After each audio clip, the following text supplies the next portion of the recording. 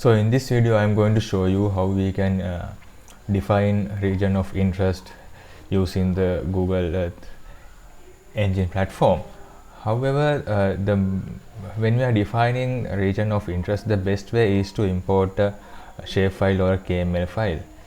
Even though that's the main thing or the most appropriate way of defining a region of interest, we can also use this built-in map, Google Map, to define ROI. For this example, let's consider that my region of interest area is Laguna Ma Chiquita Lake. We can create a polygon around this region and create a ROI. So for that, we can use this, click on this draw shape icon and start from your first point, define the next point until you get the desired region of interest. So then finish it with the first point that you have drawn. So likewise we can define ROI using the map. So if you want to add another point, we can add a new layer and then we can select another one. So let's consider this hydrographic feature here. So likewise you can give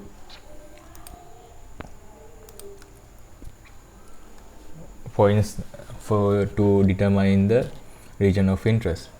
So once you create two feature classes, you can see that it has imported two geometries into the Google Earth Engine code editor. However, in order to use the defined geometries properly, just like we use KML and shapefiles, we have to convert them into feature collection. So for that we can write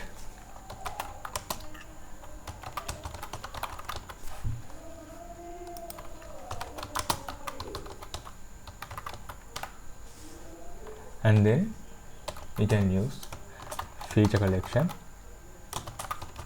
function.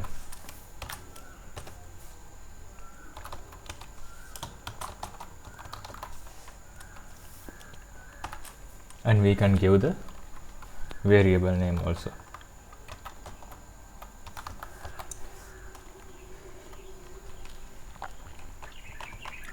So in this way we can create a feature collection. So once we done that, we can use these variables to collect data based on this region. However, unless you convert this previously defined geometries into these collection objects or feature collections, we can't use them properly in the Google Earth Engine code editor.